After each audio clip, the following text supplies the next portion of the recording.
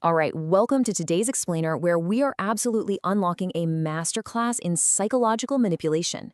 Today we're going to uncover the exact blueprints behind the greatest visual illusions in film history, and we're getting them straight from the mind of the man who built them, Alfred Hitchcock. If you've ever felt your heart pounding during a thriller and wondered, how on earth did this director get inside my head? Well, you are in the exact right place. We're about to break down the highly calculated, brilliantly devious rules of what Hitchcock himself called pure cinema. Actually, we're going to skip the usual roadmap today and just plunge you directly into the deep end with this incredibly audacious claim from the man himself. He once said that he could just as well have shot a whole film in a telephone booth. Now, he wasn't just bragging here. He was revealing his core philosophy on spatial confinement and storytelling. He fundamentally believed that physical space doesn't dictate the scale of the drama. You really don't need a sprawling battlefield. If you just have two people in a telephone booth, a mistaken touch, an accidentally knocked off receiver, and maybe an eavesdropping operator, boom, you've got all the explosive tension you could ever need. Okay, let's dive into Section 1, the purest cinematic idea. So before you can build a masterpiece of suspense, you kind of have to understand the basic equation of visual storytelling. Like, how exactly does a film communicate an idea to the human brain? To Hitchcock, the absolute purest expression of a cinematic idea can be distilled down into three incredibly simple steps, which, by the way, were heavily inspired by early Russian montage theories.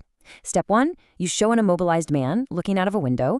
Just think of James Stewart trapped in his wheelchair in Rear Window. Step 2, you show exactly what he's looking at. And step 3, you cut back to his reaction. I mean, it sounds almost too simple, doesn't it?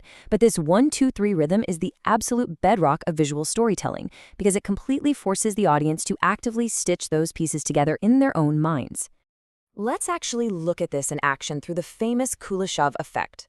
Hitchcock proved how ridiculously easy it was to manipulate our judgment using the exact same footage of an actor. So, on the left, we see James Stewart looking out. We cut to a cute little dog being lowered in a basket. Then we cut back to Stewart smiling.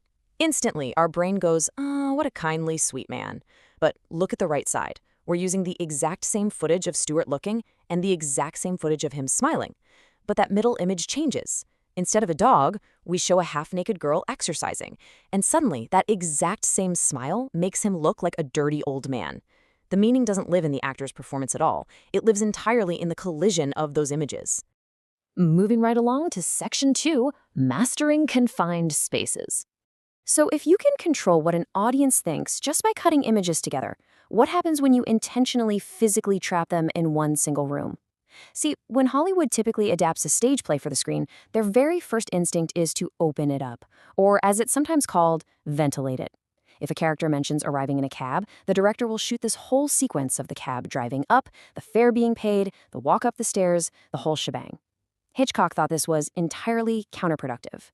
For his film Dial M for Murder, he made the wildly counterintuitive choice to do the exact opposite. Instead of breaking out of that single living room set, he deliberately trapped the audience inside it. He leaned heavily into that theatrical confinement to make the walls literally feel like they were closing in on you. By strictly utilizing sensory details within that single room, he commands our undivided attention without ever letting up on the tension. Just look at the insane lengths he went to.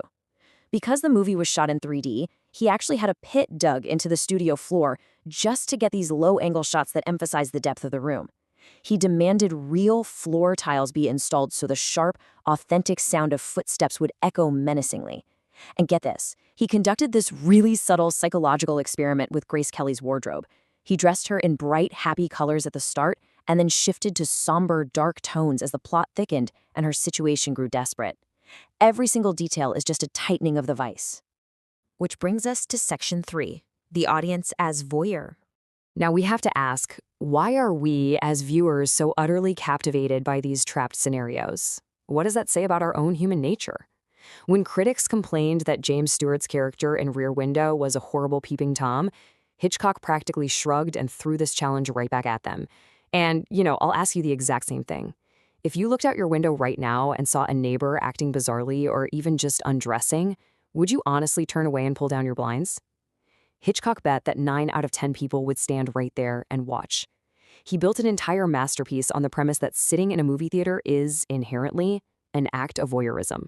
And Hitchcock constantly grounded these Hollywood fictions in the bizarre, macabre realities of true crime. Take the real-life British murder case of Patrick Mahone. This is the actual documented case that inspired the search for the dismembered head in Rear Window.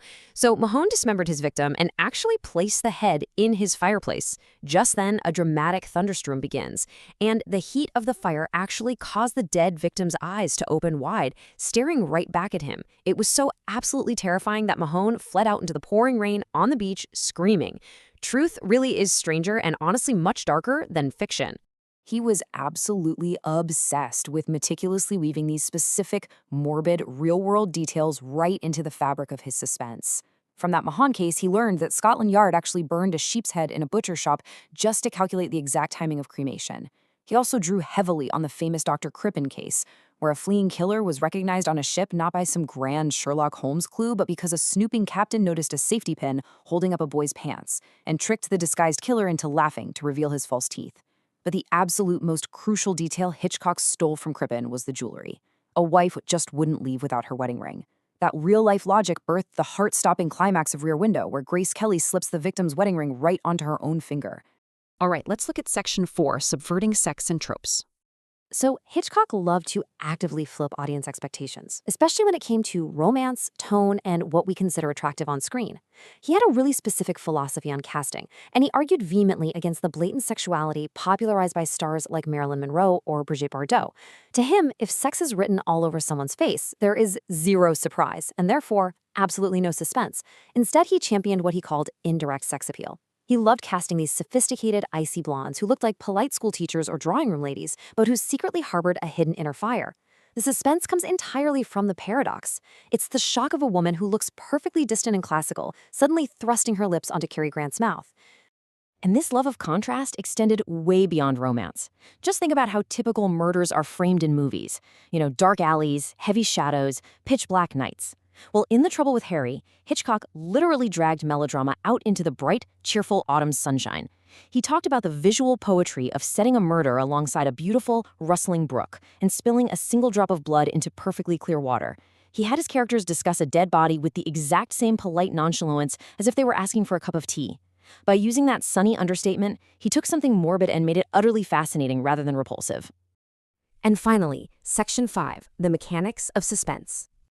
To truly manipulate time and build suspense, Hitchcock essentially throws dialogue right out the window. To him, leaning on a line of dialogue to explain your plot is a cardinal sin.